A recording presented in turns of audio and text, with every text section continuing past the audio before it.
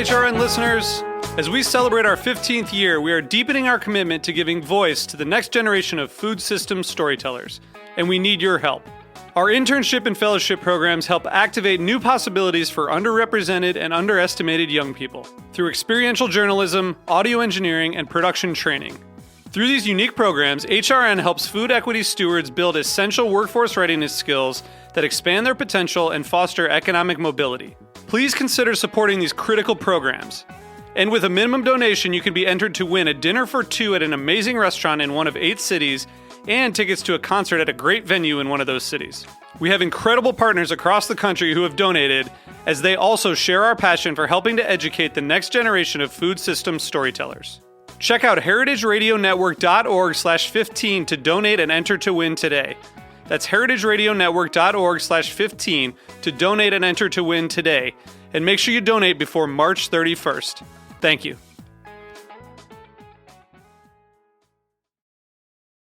You're listening to Heritage Radio Network. Since 2009, HRN podcasts have been exploring the wide world of food, beverage, and agriculture. Learn more at heritageradionetwork.org. We talk about food, we talk about music, with musical dudes, finger on the pulse, snacky tunes. Hello, welcome to Snacky Tunes. I'm your host, Darren Bresnitz. This week, we are heading to Highland Park to sit down with chef and partner of Highly Likely, Kat Turner. We chat about her time as a private chef. She shares an incredible story about doing laundry for the Smashing Pumpkins in Tokyo, and we talk about the community she has built in her 2 cafes in LA. And then we keep up our Philadelphia heater run as we dip into the archive to chat with Mike McGinnis, who plays guitar in Rid of Me and runs Knife Hit Records. He chatted with us about the pandemic's influence on their latest EP, their future plans for shows, and what goes into selecting the perfect cover song. So please sit back, relax, and enjoy Snacky Tunes on HRN.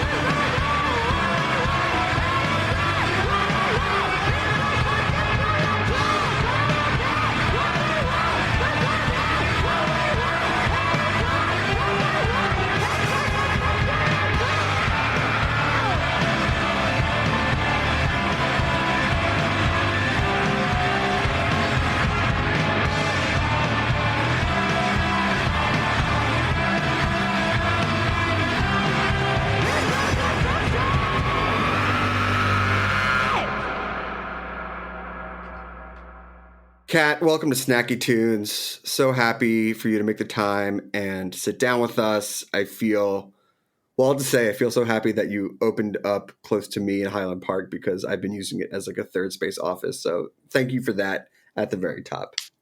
It was all for you, Darren. Oh, thank you. Yes, of course. I saw the business plan and it makes total sense. Just how does it all affect me? Exactly. I'm glad we got to do this. I know you were just in New York, and I always have to ask, where did you eat? What did you hit? Were there places that you go back to every time you go to the city that's just your standard bearer? Oh, man. Well, the funny thing about this trip to New York is that I basically didn't go anywhere. Did I go? I mean, it's honestly such a blur. I was there filming Chopped, and Nice. they really they fly you in, they toss you in a hotel, you're filming, and then it's right back to LA. I went to a spot in my business partner, Alex, was coincidentally in New York at the same time. And we met at a Mexican restaurant in Greenpoint that I just honestly can't remember the name of, but it was good. Toros, this wasn't Those Toros, or I'm trying to remember what's over there. That's when I was up there. Hold on, I can tell you. But it's in and out. I mean, the great thing about going to New York now is that so much stuff can also be delivered to a hotel room or to your house in a DoorDash upmark at maybe lower quality than if you eat there. But you can get whatever you want. Totally. Oxomoco? Wow. New cool. Spot. It was it's cool. Yeah, splashy, modern Mexican. It was good. It was nice just to come off of a long day of filming and land in a restaurant and get some delicious tostadas and have a glass of something. Get a little bit of that legendary Williamsburg Greenpoint service, right? Yeah, exactly. Top notch. It's so funny because when I moved from Williamsburg to Silver Lake, everyone's like, "Oh, Silver Lake is the Williamsburg of LA," but I feel like Highland Park has really taken over that role with the walkability and the closeness and the stores and the restaurants and the vibe over there in the community. Yeah, I think Highland Park is nipping, certainly nipping at the ankles of Silver Lake. If you look at Sunset Junction and what they've done with Sunset over the years, I think that definitely feels kind of Williamsburgy, and Highland Park has got, a bit of that kind of Greenpoint neighborhoody, a little cozier. Yeah.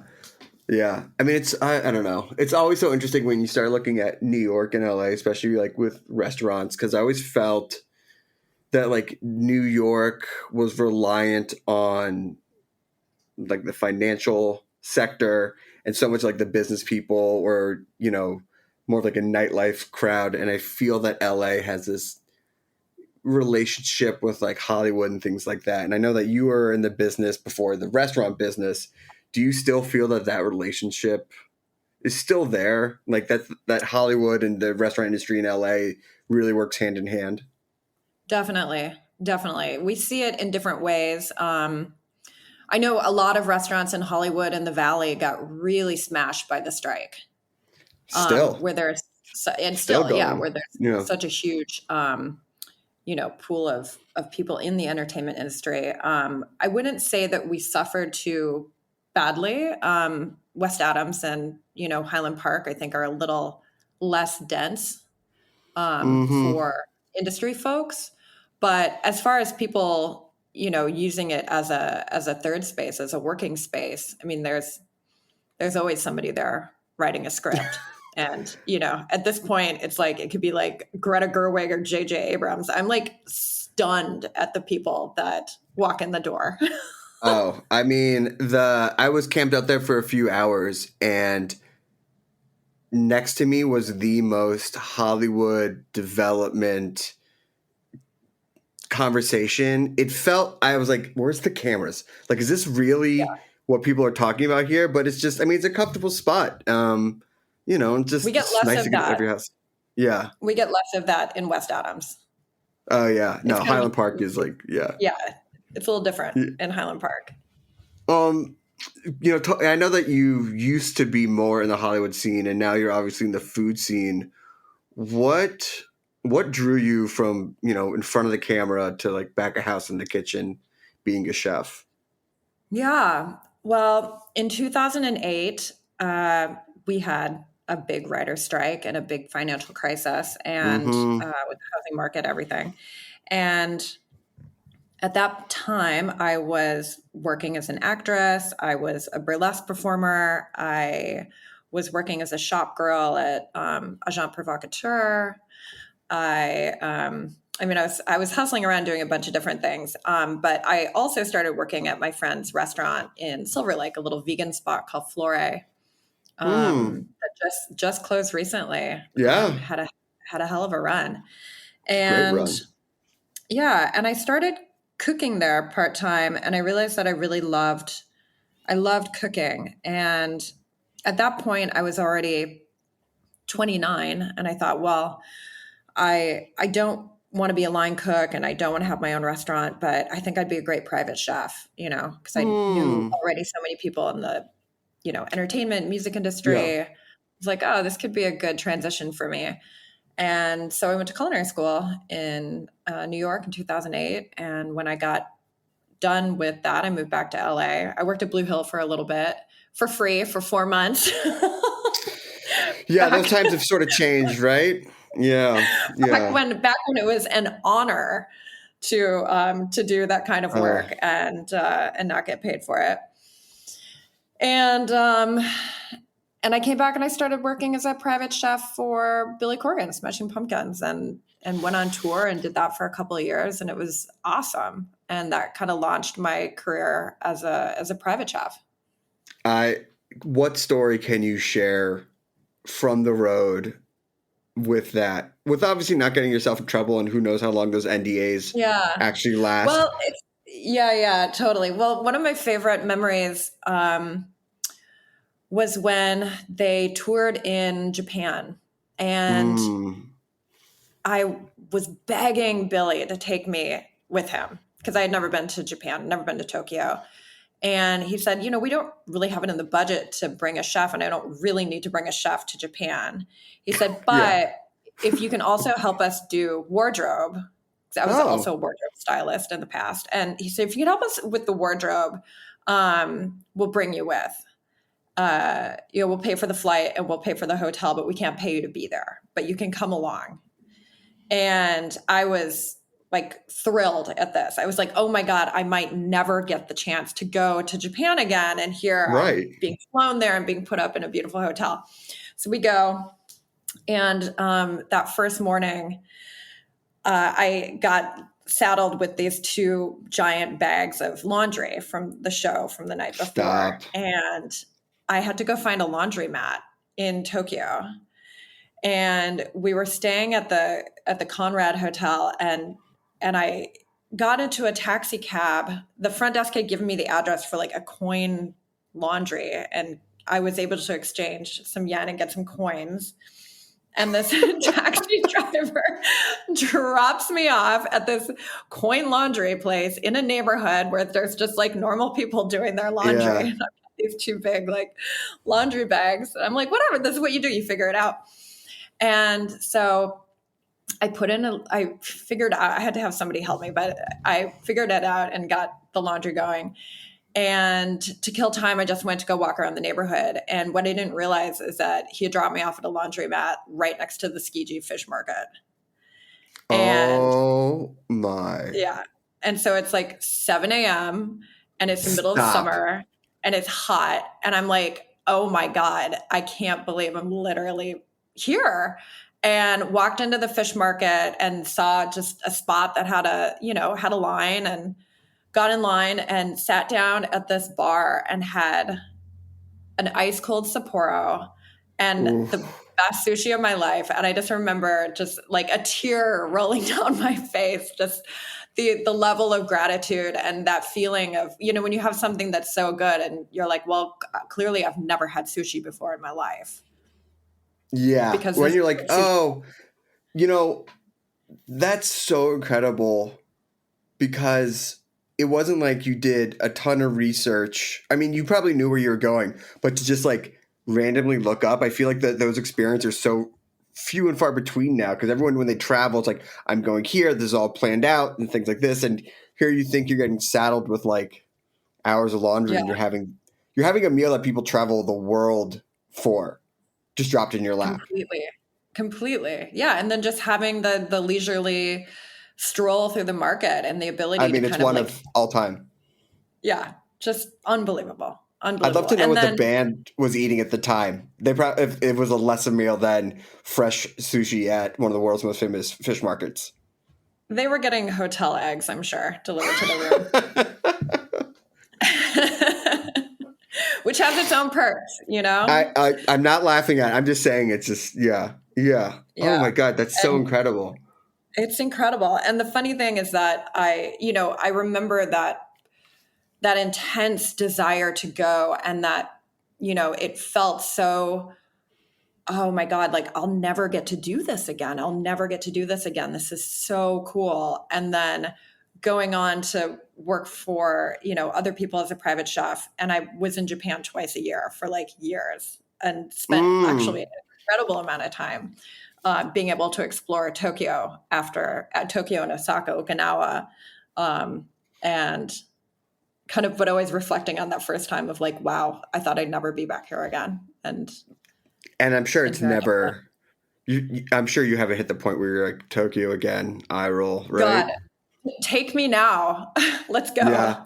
Yeah. I mean, the biggest piece of advice when I went there for the first and only time was you'll be back because it's so dense and there's so many layers and it's, I mean, even more so than any city like New York or LA or Mexico City that's like spread out, the density of Tokyo it's unknowable in so many ways. Oh, yeah. It's like an incredible udon shop. And then 5 stories up this, little skinny building is, this unbelievable like bespoke cocktail bar or this like Japanese record bar or, just or like the best pour over you've ever had. Yeah, exactly. Like the most insane coffee or the best French restaurant you've ever eaten at. Like it's so crazy. All right. I want to take a quick musical break. And then we come back. I want to talk about the opening of Highly Likely, the incredible music that you play at the restaurants and more of the community you've built in LA. We have a song from the archives here on Snacky Tunes on HRN.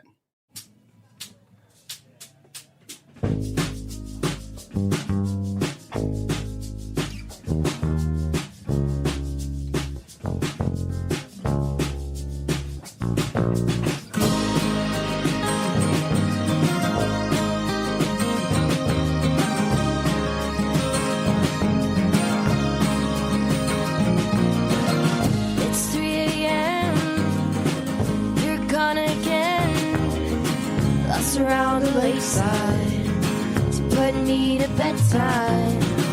Home in the cold morning, crawling out and calling. Spanish flies are waiting, evergreen they glisten.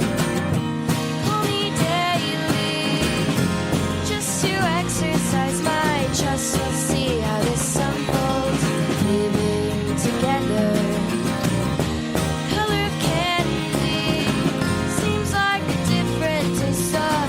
Back in the moonlit fields, living together.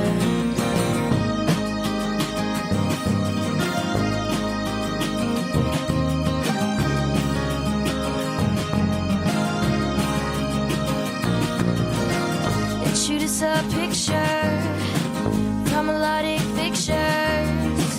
Time and time again we know why the tides are beautiful. Pick up your brother, father, son, and mother, standing by the wayside, under the moonlight. Call me daily, just to exercise my trust. We'll see how this unfolds, living together. Color of candy, seems like a different taste of smoke back in the moonlit fields.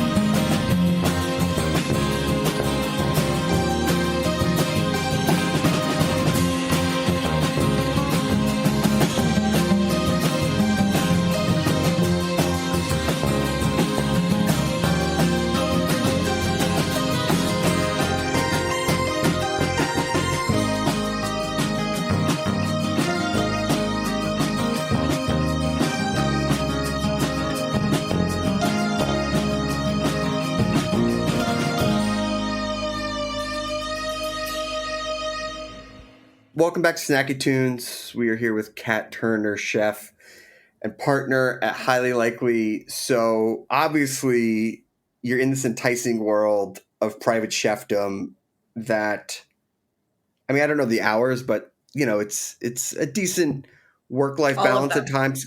Yeah. I mean, it's a lot of hours, but it's different. It's a different investment in who you are as a person than owning a restaurant. But you had said in the first act, you didn't even want to have one. What changed for you? What flipped that switch to saying like, maybe I want to open up a spot. Maybe I don't want to just cook for one private person at a time. Yeah. I had made the transition from this kind of myopic world of cooking for one person. In 2015, I started working with Summit Series. They do these large scale kind of amazing conferences. And I went on a cruise ship with them, Summit at Sea. And it was a real wild ride. Went from learning how to cook for, you know, a small handful of people to 3,000 people. And from there, I went up to Utah where they had a mountain called Powder Mountain. I was living up there for the season. And my business partner, my now business partner, Carrie Mosier, whose family started Cafe Gratitude and Gracias Madre, he was there attending one of the kind of smaller mountain conferences. And I met with him and he said, "Hey, do you want to open a restaurant in LA?" And I said, no, not really. And he said, "Why?" I said, I don't really know how to do it. You know, I don't have a ton of restaurant experience. And he just said, "Look, if you can cook for hundreds of people on top of a mountain in a remote part of Utah, you can figure out how to run a restaurant." Yeah, and make it taste good. If you can make eggs like this for hundreds of people on a mountaintop. And he just said, "You know, I've done this for the better part of my life, and everything I know, I'll teach you." He said, "But I believe that," he said, "I believe that you're the right fit for us." And he said, "My Scorpio rising is telling me that you're the right fit for us." And I came back to LA and I saw the space and I love West Adams, and it's conveniently close to my house. I live in Koreatown. So I took a risk, and I also kind of had this realization that who's ever going to offer me this again? You know, it's kind of like Japan all over again. Like, who's ever going to offer me this again? I need to take it. I need to figure it out. Like, what's the worst thing that happens? You know? It's like, so it's do laundry, wind up at the best fish market in the world, go cook on a mountain, get offered the insider track to opening a restaurant in LA. All right. So let me I'm just writing a business plan for myself right now. Notes. Yeah. So, you know, you have a really great concept, the morning to afternoon, and now you've extended to night in Highland Park, but where did you land on this approach to cooking and food? And, you know, it felt pretty dialed in, or a clear point of view from the very beginning for a spot that was open for so many hours. Thank you. You know, it's funny. I don't really have anything to compare it to since I never had a restaurant before this. Sure. It was definitely, you know, it's a group effort. I have incredible business partners. We work really hard together to bring a collective vision to the table. Everybody wanted an all-day spot. And, you know, there are a lot of conversations around what does that feel like? What does that mean? What is the, you know, service model? Who works there? You know, like, can people be on their laptops? Like, what time do we stop having people on their laptops? So it's just this kind of constant evolving conversation around service and building community and hospitality. And for me, from the culinary standpoint, I mean, I say this like 100 times a day, it feels like, but like, I'm from Wisconsin. It's like one thing that like, you'll hear me say that over and over and over again. I'm from Wisconsin. At the core like comfort is at my core, Mm-hmm. you know, and making people feel good and not alienating anyone with a menu and giving people a restaurant that they can come to, you know, for breakfast and then come back for dinner. And, you know, maybe it's a spot where they come for happy hour with their girlfriends and then Friday night they're on a date or they're bringing their kids to brunch. I didn't have a ton of restaurants that we went to growing up. I grew up in such a small town, but we did have 2 or 3 spots that we went to, and those were our spots. And we still go to those spots. I mean, this is like, 40 plus years of my life of going to the same restaurants. And that's the kind of brand that I want to build. I want to build a brand that transcends generations. That You talk about that. Your spot. Yeah. And you do talk about that as a big inspiration of having a steady stream of regulars, which I have found as the restaurants that I've seen that have gone on or live longer than a life of a media cycle is the only way to really survive. But it's interesting as a business model. So how do you marry that idea of catering to regulars while also making it a business?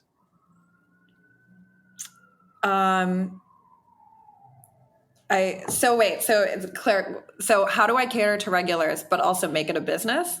Yeah, only because, it's like you got to think about price points. You got to think about people returning. You got to think about enticing people to want to come back maybe 2-3 times a week or make it their spot every week. How do you figure that in, especially as cost rises and neighborhoods change and things like that? Yeah, I mean, we have, I'd say we have a pretty moderately priced menu, which still kind of feels insane to me. Prices are the things that have happened to food costs in the last few years and labor and everything. It's crazy. Yeah. Again, coming from somewhere like Wisconsin, looking at our menu and feeling like it's moderately priced for LA it's interesting. But having an affordable menu, having regulars. I mean, regulars are our business. Generating that return, those people that come back every single day. It's not like we're getting a lot of unique visits, but we're getting tons of return visits. I think becoming a benchmark of a community is the best thing that we've been able to do. I mean, West Adams, it's packed every day and it's the same people for the last 5 years. They just keep coming back. I mean, it's interesting because West Adams was opened pre-pandemic and then Highland Park opened post-pandemic. And obviously it's an interesting thing because it's sometimes people have opened new restaurants, completely new concepts, but you opened similar concepts, same concepts, but in different parts of the city. What did you take from, let's say, pre-2020 that was working? And what did you adapt when you reopened and with the new spot to allow both to thrive? Man, yeah. I mean, pre-pandemic and post-pandemic, we were pretty lucky. We didn't have to change a whole lot. I mean, we were set up with outdoor seating. We were set up with to-go. We kind of rode the wave of all of it. I think the biggest thing to come out of that time was that we were able to grow our wine program. That was really huge for us. So West Adams, not only is it, a really great kind of all-day dining spot, we have an incredible bottle shop that our beverage manager, Jose, has curated really, really beautifully. And that was something that grew out of that. And the ability to knowing that we really want to have patio, that's a huge part of our brand as well. When we look at new places, new spaces around the city, it's okay, where's the patio? Yeah. And the Highland Park one's a great patio. Great patio. I mean, that was a parking lot. It's insane when I look at the before. Really? Yeah, that was a parking lot. That was a parking lot. We have incredible landscape designer back there. Can't even tell. Speaking of curation, most of the times when I'm working out of a coffee shop or restaurant, headphones are in from the moment I walk in the door. I take them out when I order because I don't want to be rude, and then they just go right back on until I leave. I don't think I've ever reached for them working out of your restaurant, and that's because the soundtracks have been incredible. So, Thank you. who does the music? How do you pick it? Obviously, and I've had dinner there, so I know there's like a different vibe day to night. But what goes into it, and how do you pick the right songs to match the vibe? Yeah, this is so funny. I was just having a long conversation about that because we're in the middle of kind of building, vibes like daytime, what's the morning, what's the, midday, what's the night vibe, and just making sure that everybody is on the same page as far as like keeping things consistent. I love music. I listen to, all kinds of different stuff all day long. And the thing I always tell the team is like, no matter what time of day it is, make it smart, make it smart. Make the music, if it's, it could be, something light and jazzy. It could be something kind of standard, like a Bill Charlap trio or, Astrid Gilberto, but like no Fall Out Boy. You know what I mean? Sure. Like, and that's, just like, and that's like, not to say that like Fall Out Boy isn't smart, but like, it doesn't like lift me up. It doesn't make me feel like smarter when I listen to it. And I want music to make me feel smarter. I want it to make me feel sexier. I want it to make me curious. But I want it to also kind of like bleed into the background. And every now and then you catch something that you really love and you're like, wow, what was that? You grab your Shazam, which should never encroach on, on your personal experience, but it should like uplift you. And at night, it's always got to be sexy. It's always got to be fun, like even like morning jazzy stuff. Like I don't want like sad boy, sad girl music, I always want it to have a little bit of fun to it, a little bit of, fun vibe, sexy, smart. So yeah, I mean, there's artists that I go to all the time. I love, disco. I'm a huge disco fan. Disco at Dinner is amazing. Italian disco, like, bands like Jungle or Parcels or, fun stuff like that is really great. Lunchtime stuff like Sudan Archives or, Fela Kuti is always, anytime I can't think of like what I want to listen to, it's like, put on Fela Kuti radio. Yeah, just put it on, just throw it on. I mean, it's a good vibe, and it's always I like the idea. I've never heard of a playlist being described as make it smart, but that's such a great center to work from. Because like, look, you can play punk, just be smart in your choice of what it's going to be and the song it's going to be. The last time I was in there for dinner, it was January.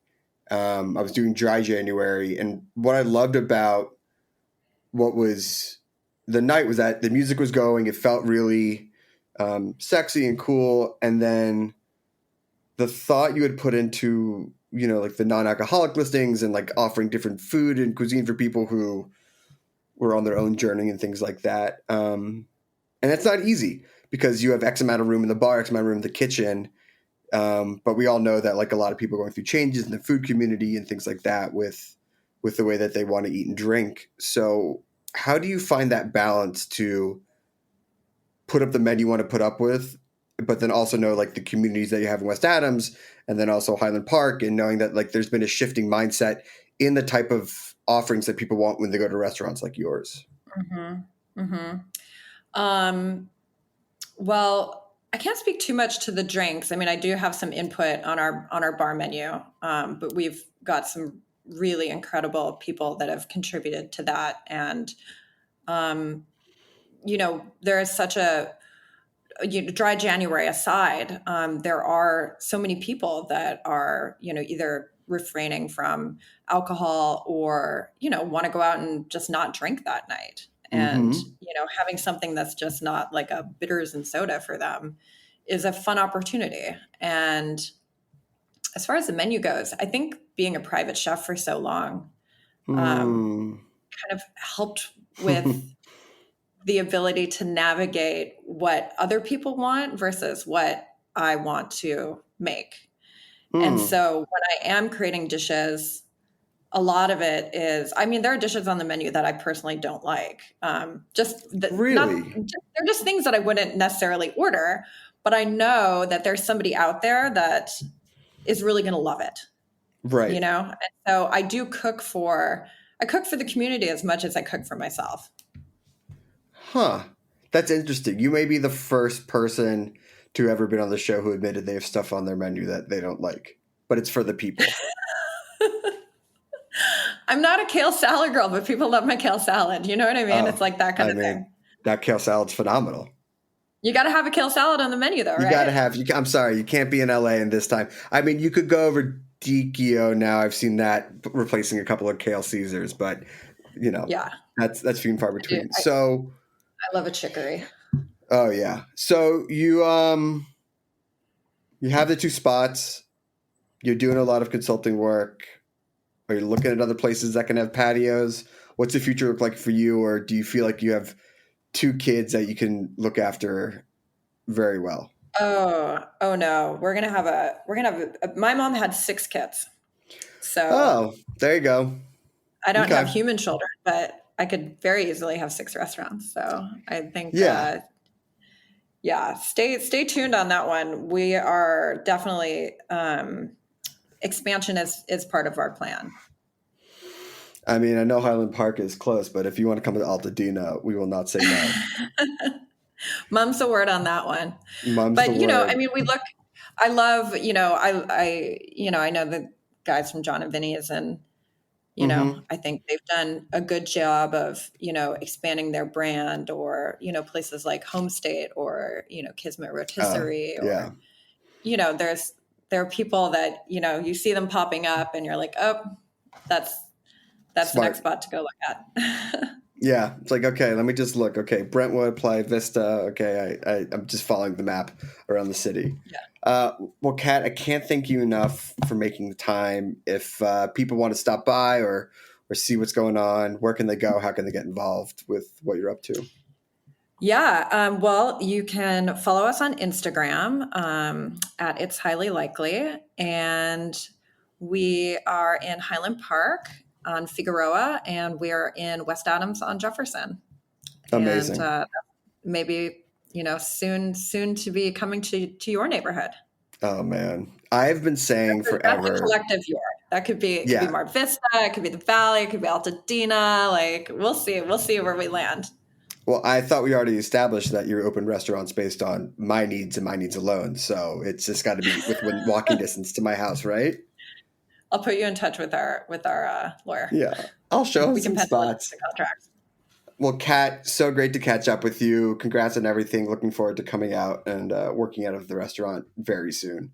We have a song from the archives and then a live performance here on Snacky Tunes on HRN.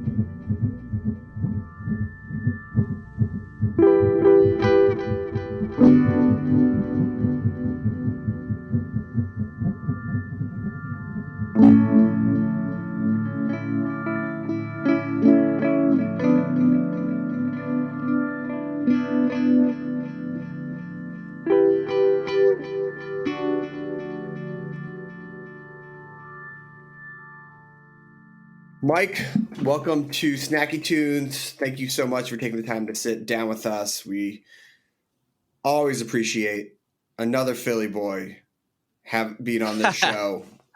Little taste of home. Yeah, man. Yeah, thanks so much for having me. Oh, man. My pleasure. Let's just sort of give a little context for people who might not be as familiar with the Philly music scene. Let's go, I don't know. Let's go late 2019, early 2020. Where was the Philly music scene? What was going on? What was where was your place in it, both as a record label owner and in a band? Well, so the label was I wouldn't say dormant. I was playing in a band that we had just started, I guess maybe the year prior, called Low Dose. And I kind of resurrected the label to self-release some of the formats for that record. I was most of my involvement was I was a bartender at Kung Fu Necktie for about 8 years. So that was a big thing. I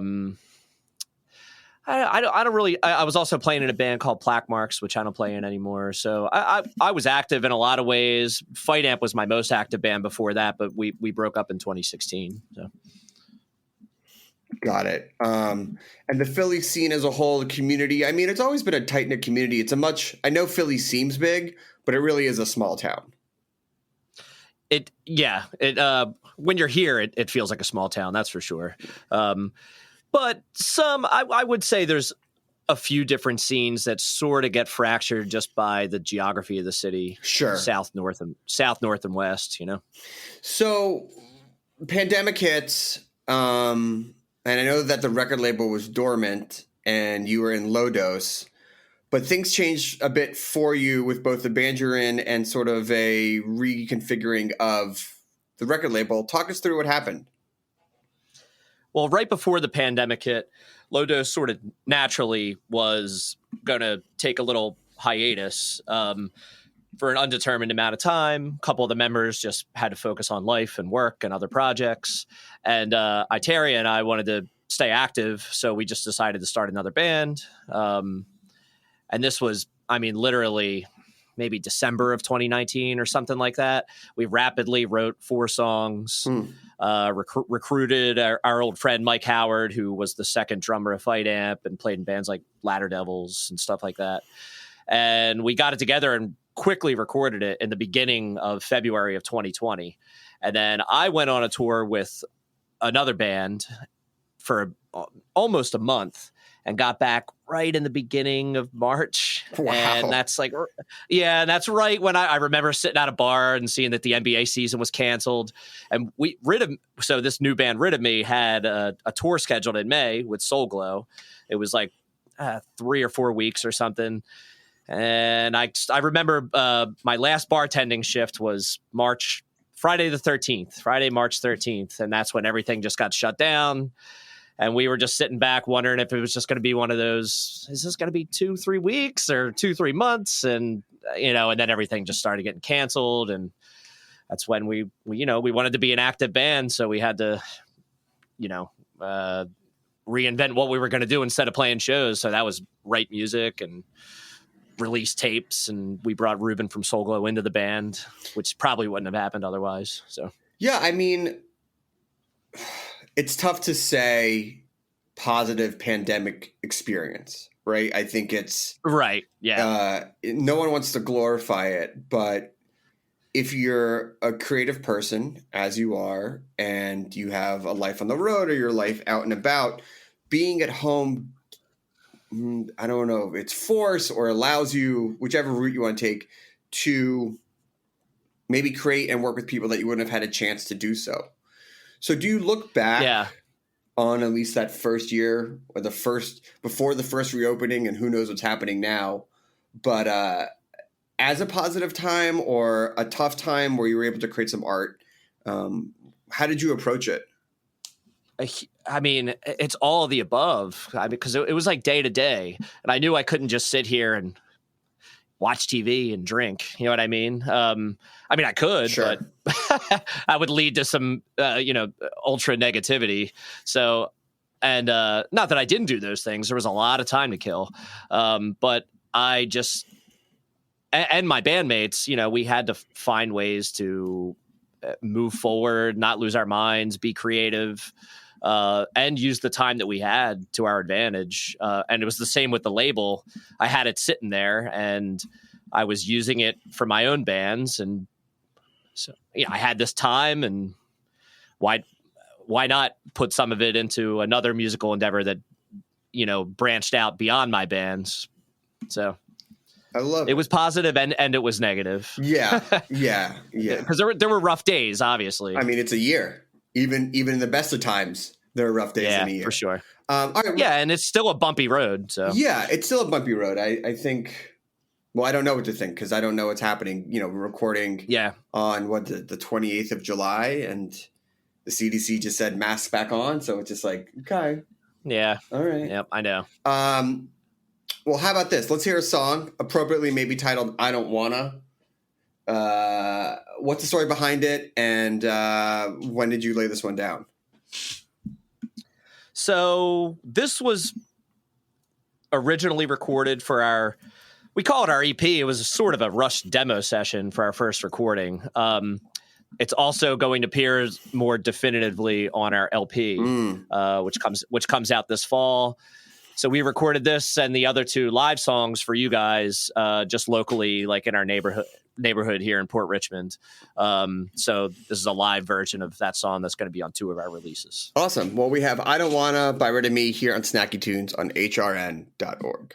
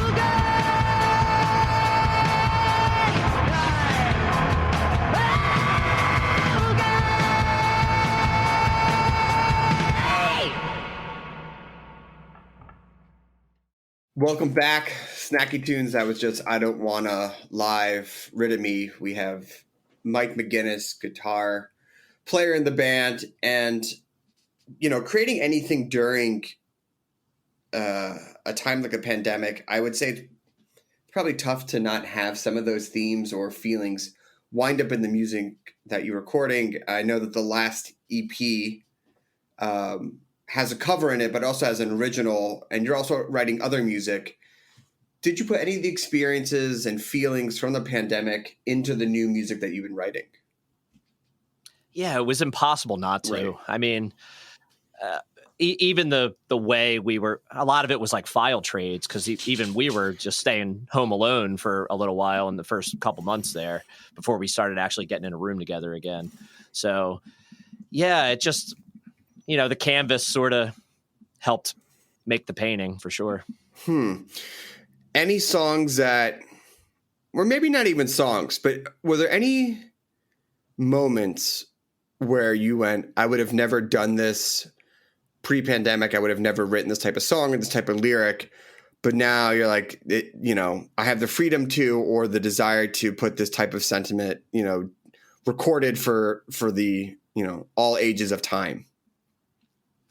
Yeah, I think because a lot of what we did while we were writing the LP, and then as we started to record the LP, because we couldn't play shows, we were releasing these like little cassette, like, the most recent one with the Sheryl Crow cover is a 2-song cassette that I'm releasing on my label. And a lot of them are self-recorded. The B-side on that is like, I do the vocals on it, which I'm not the vocalist in this band, but we just sort of, we put out some songs that we maybe would have remained demos otherwise, So, yeah, we definitely had a little bit more output than we would have. And there's a few songs in there that went that way. And we were able to explore, I think some of the dynamics were, we explored a little more than we would have. Interesting. Let's talk about that Sheryl Crow cover. It's a banger. And I know that you've also talked about, you have a Beastie Boys cover coming out. How do you pick your covers?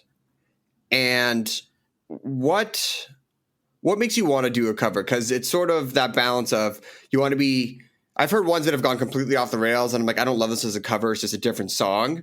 So you want it to be both familiar and new. How'd you pick Sheryl Crow, and what's your approach to these types of recordings? I think Iteria wanted to cover that even before this band started. And again, it was sort of that time we had during the pandemic, and like, hey, let's amass some stuff for these like cassette releases that we wouldn't normally do. And the Sheryl Crow cover, I think, is like, that's one of those songs where if you listen to the original, the way it's like presented aesthetically might make you not like it, because it has that country twang and some people don't appreciate that, but it's still a really well written and performed song. It's a ripper. So we kind of took that, we slowed it down tuned it a little, and turned it not into a country song. And then a lot of the feedback has been, wow, I didn't realize that was such a well-written song. It's because the aesthetic choices definitely can influence people's opinion on it. That's how that one came about. We're about to do a whole bunch. Once we did those two, they were just so much fun. And we just decided we're just going to do more. And we're not being too picky about it. If anyone wants to do anything, we just say, hey, sure, it's on the table. And as long as our drummer can learn it and go record drums, we can self-record everything else. So he's going to record he has a list of 40 right now. Wow. that he's learning, and he's going to go track them on his own to click tracks. And we're just going to cherry pick some and just leak them out little by little on some different releases. Having a good cover back catalog makes for a great Halloween and or New Year's type of set. Yeah, absolutely. I do think that it's going to be a blessing and a curse, because we're not always practicing these covers because we're not a cover band. We're not a cover band, Sure. but we're venturing on the territory of becoming half a cover band. So I know once we start playing shows, there's going to be that, hey, play blah blah blah, and we're going to go. We don't know it right now. We don't know it. You know? We don't know it right now. Yeah, yeah. All right, well, let's hear an original. Next song is Broke Shit. What's the story behind this one? Actually, our drummer wrote the bass and drums to it. This was one of those early ones. I think we had written it right before Ruben joined the band, and then Ruben and I kind of like sprinkled the guitars on top. Itaria's lyrics, I can't speak for her, but I know they're pretty politically driven. Some lefty shit. Awesome. All right, well, here we go. Broke Shit, Rid of Me, live on Snacky Tunes on hrn.org.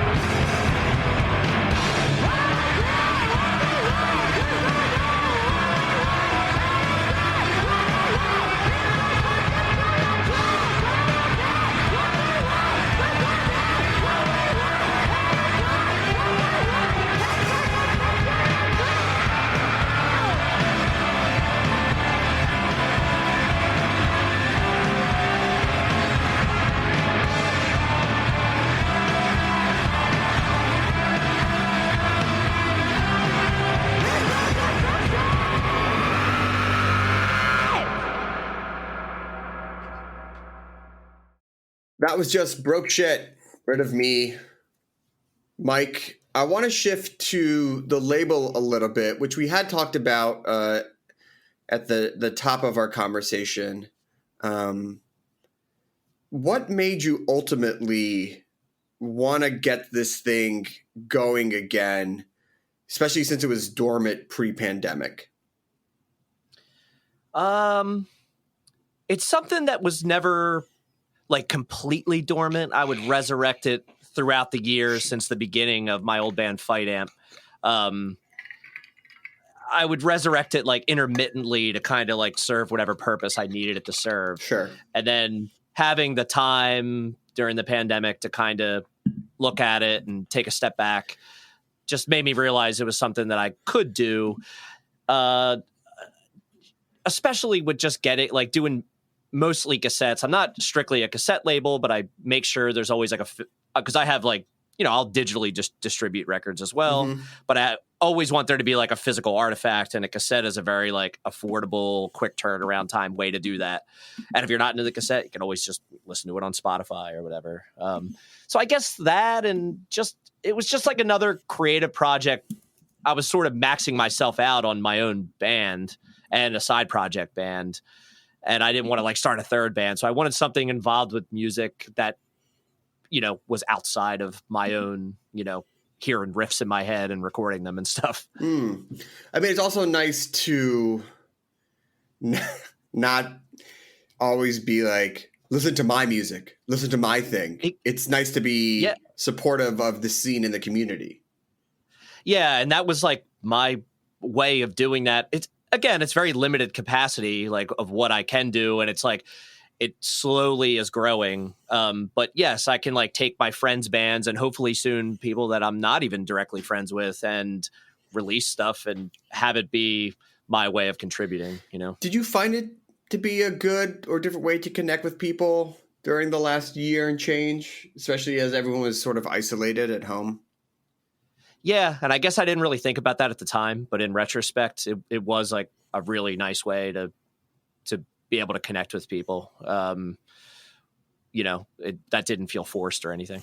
Now, some of our older listeners might be hearing the word cassette and going, I don't understand. I thought those died out. But obviously anyone who's been following certain scenes know that cassettes have not only been back for a while, but are really in fashion, especially as limited editions and things like that. What do you love about the format? And how does one even go about getting a cassette made these days? Well, so the number one thing, and cassettes have these like detractors that just never.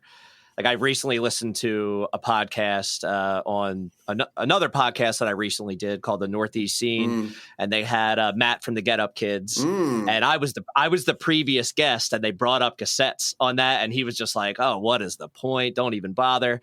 And I get that notion, but my rebuttal to that is always the cassette is.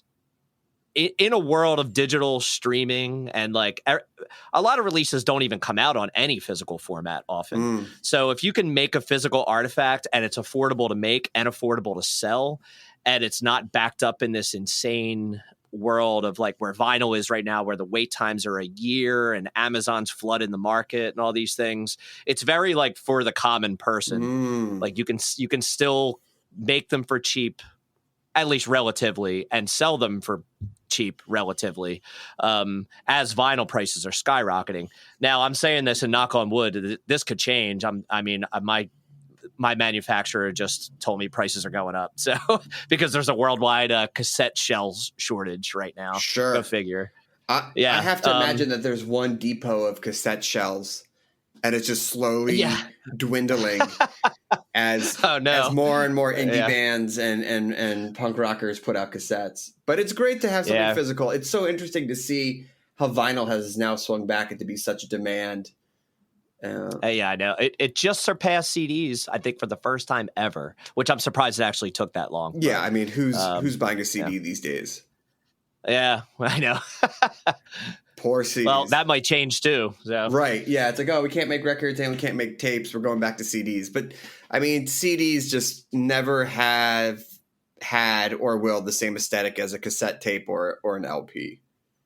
No, I think what's keeping them in demand are the fact that there's still enough people driving cars from the 90s and 2000s that can load a CD into that CD player. I mean, honestly, up until 2 years ago, I had a tape player, had all my high school tapes, just ripping them, all the new tapes and everything. It was great. Now I'm tape deckless, but that's what eBay's for. Yeah. Somebody's got to start manufacturing those again. I think they do, but it's kind of like a boutique still. Oh yeah. It's like, oh cool, a $2,500 tape player. Cool. Yeah. Cool. I see them on Sweetwater, and I don't want to click on anything because I know they'll start texting. Hey me man, just want to make sure you get everything you need. It's like, yeah, bud. Thanks, Phil from Sweetwater. So as we head, into the fall, out of the summer, things like that, and we're sort of in this, tours are starting again, bands are playing again, but who knows what's going to happen. Rid of Me, you going on the road, you playing local shows. What's the Philly scene looking like as far as live music? Yeah, we have nothing is announced yet, but I think we have something like 7 shows booked right now that are all, I think our first local show is going to be announced, I think tomorrow. So that'll be up. That'll be up by the time this airs. This comes out. Yeah. And then I believe that's still going to be limited capacity because it's in August. And then I'm pretty sure, and well, if that's up by the time this airs, it's August 20th at Ortlieb's. Shout out Ortlieb's. Yeah. Love it. And we have, so our record's going to come out, and I believe the release date is set for late November. So I think we have like a mini regional thing from DC to Boston, 4 shows booked. That's going to be our mini record release run. We have some random shows, some DIY shows in Richmond, Virginia and stuff like that. But there's this hesitancy happening right now. So I'm being told hey, everything's together, but we're going to kind of wait and see how these case numbers are looking, and that's what I'm hearing at the moment. So I guess it's just a wait and see again. I hate it. I know, especially after what we all just went through. The only benefit would probably be my bank account to get refunds for all the tickets I bought for the fall or winter. But outside of that, I'm not looking forward to shows getting canceled again. Yeah, I don't know. I just hope people do what they got to do to turn it around. Yeah, I mean, look, if it takes people to, be like, I can't go see this band if I don't get the vaccination shot to get a shot, I will, Yeah, I just please get vaccinated. Please. So we don't have to go through what we just went through again. We don't have to. We wouldn't have to. Yep. Anyway, all right, time for one last song. We have Dealing. What's the story behind this one? This was one of the I think it's the last one that came together while we were writing our LP. So this is, again, another live version of this song, and thus far this song is unreleased and will be on our LP that comes out in, I think, November. And I know Iteria's lyrics. This is, as far as I can tell, one that is definitely very influenced by being isolated during the pandemic. Well, maybe it gives people some hope. But listen, Mike, thank you so much for the time. If people want to check out Rid of Me or get some cassettes from Knife Hit Records, where can they go? Just knifehitsrecords.com. Beautiful. All right. Well, thank you so much. Hopefully things line up when we're back in Philly for the holidays. Maybe we can even catch you guys playing live. And that'd be awesome. Want to also thank our food guests. We have another new episode next week. But first, we have Dealings here live on Snacky Tunes on hrn.org. We'll see you next time.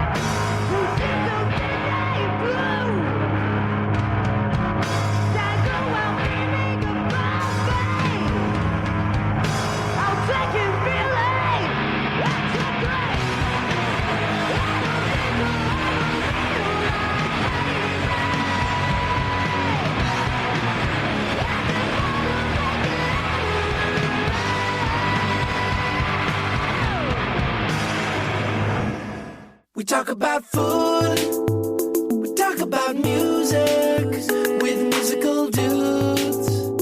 Finger on the pulse, snacky tunes. Snacky Tunes is powered by Simplecast. Thanks for listening to Heritage Radio Network, food radio supported by you. Keep in touch at heritageradionetwork.org/subscribe.